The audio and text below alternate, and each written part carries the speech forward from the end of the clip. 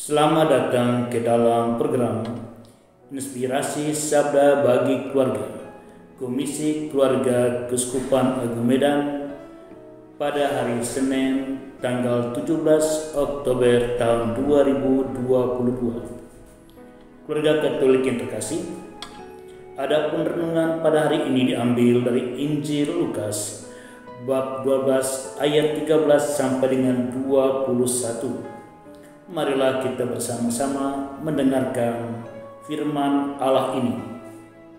Seorang dari orang banyak itu berkata kepada Yesus, "Guru, katakanlah kepada saudaraku supaya ia berbagi warisan dengan aku."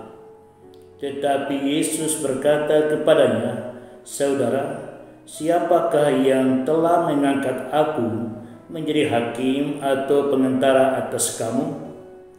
Katanya lagi kepada mereka, "Berjaga-jagalah dan waspadalah terhadap segala ketamakan. Sebab walaupun seorang berlimpah-limpah hartanya, hidupnya tidaklah tergantung daripada kekayaannya itu."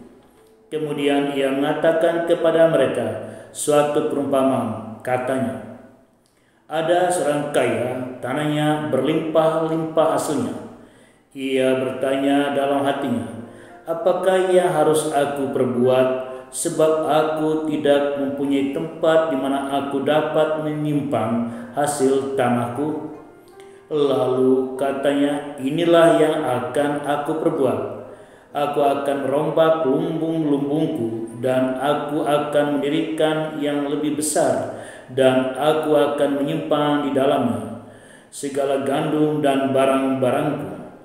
Sesudah itu aku akan berkata kepada jiwaku, jiwaku, ada padamu banyak barang tertimbun untuk bertahun-tahun lamanya.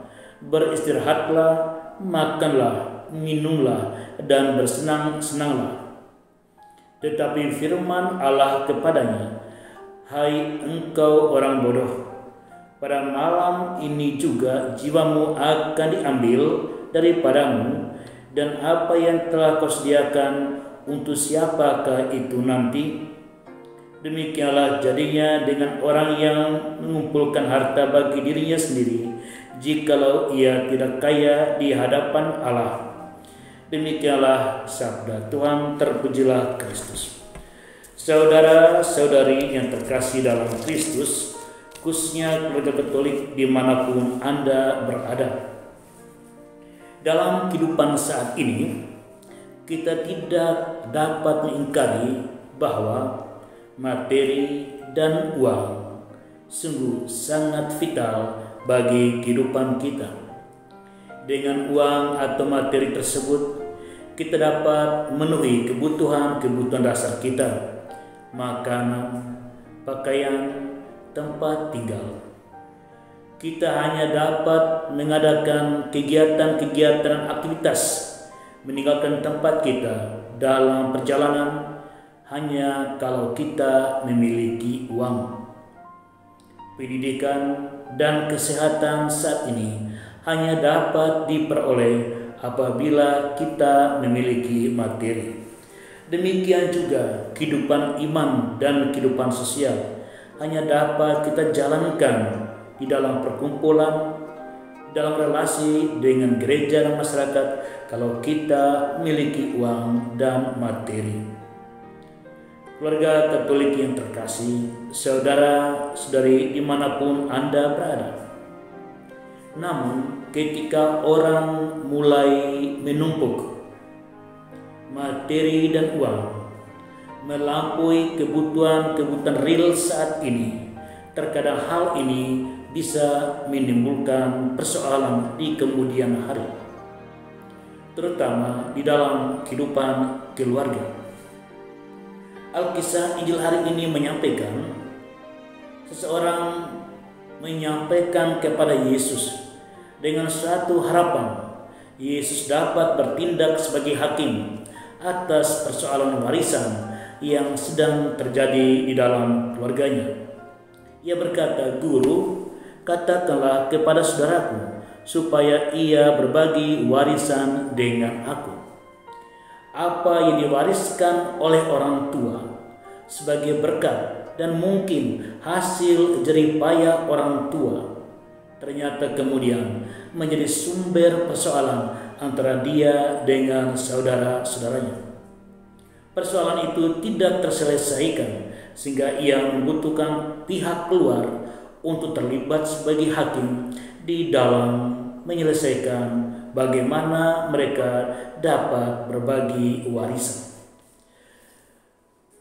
Keluarga Katolik yang terkasih, sebagai orang tua punya kerinduan dan mimpi bahwa anak-anaknya kelak tidak berkekurangan di dalam pendidikan, di dalam kebutuhan dasar, kesehatan, dan juga keinginan konkret, dan juga keinginan konkret mereka agar mereka dapat bertumbuh dan berkembang. Namun, ketika orang tua mulai mengumpulkan harta, mengumpulkan uang, dan aset-aset lainnya seperti bangunan, tanah, tabungan, emas, dan sebagainya, apabila hal ini tidak dikelola dengan baik, maka warisan orang tua berpotensi jadi sumber keretakan persaudaraan antara abang dan adik, saudara-saudari di dalam keluarga tersebut. Saudara-saudari yang terkasih, keluarga Katolik dimanapun Anda berada, Tuhan kita Yesus Kristus menyampaikan suatu gambaran yang harus menjadi di kesadaran kita bersama, bahwa harta yang diwariskan bisa menjadi sumber untuk orang yang memiliki ketamakan dan nafsu, sehingga ia akan merusak relasi di dalam keluarga. Yang kedua, sikap penumpukan yang sungguh bersumber dari ego seseorang untuk dirinya sendiri. Ternyata harta itu tidak mampu mengendalikan hidupnya. Harta itu tidak mampu mengatur kapan ia harus mati. Sebagaimana perumpamaan tadi, Tuhan kita Yesus Kristus menyampaikan, ada orang yang merancang kehidupan seakan dia adalah Tuhan atas nafas hidupnya. Seakan-akan ia dapat mengendalikan seluruh perjalanan sejarahnya, sehingga ia berkata, aku akan menyimpan harta ini di lumbung yang semakin besar, dan jiwaku, badanku dapat beristirahat, sehingga aku dapat menikmati kehidupan ini. Ternyata dia kemudian akhirnya meninggal dengan meninggalkan harta yang begitu banyak, suatu tindakan penumpukan bagi diri sendiri.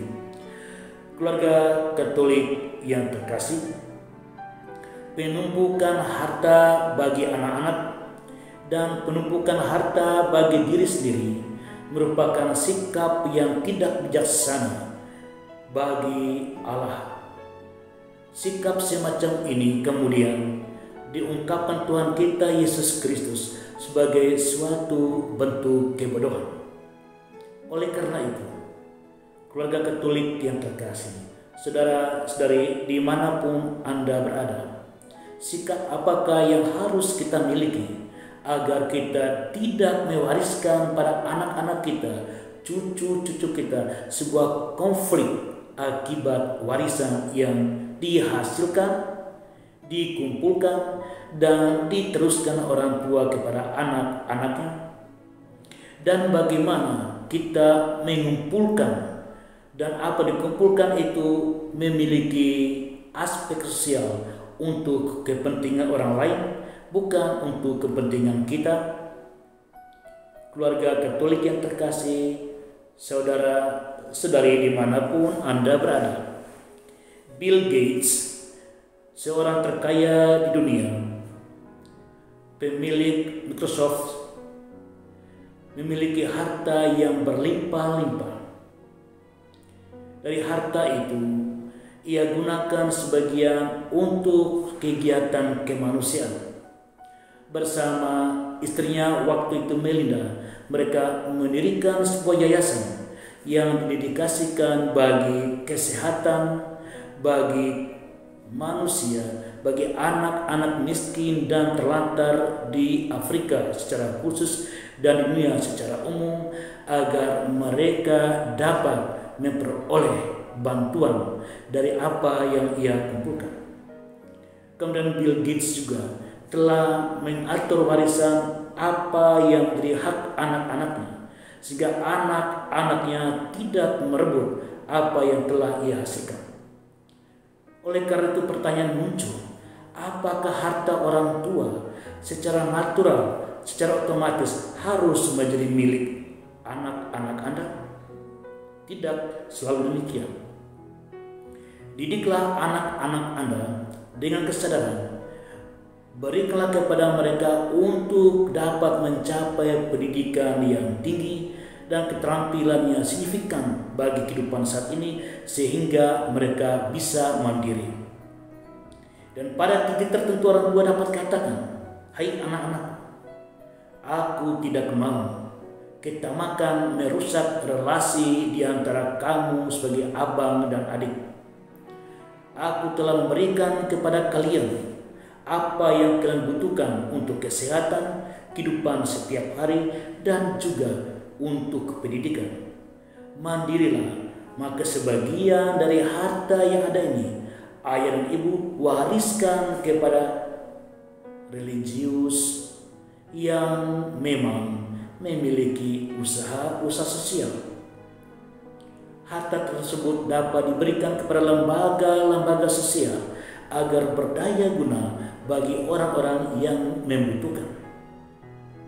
Inilah sebuah kebijaksanaan yang sangat sesuai dengan kerahiman Allah.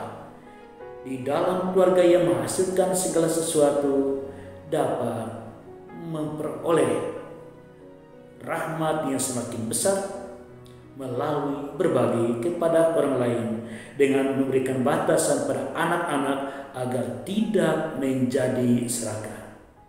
Terima kasih. Tuhan memberkati keluarga Katolik.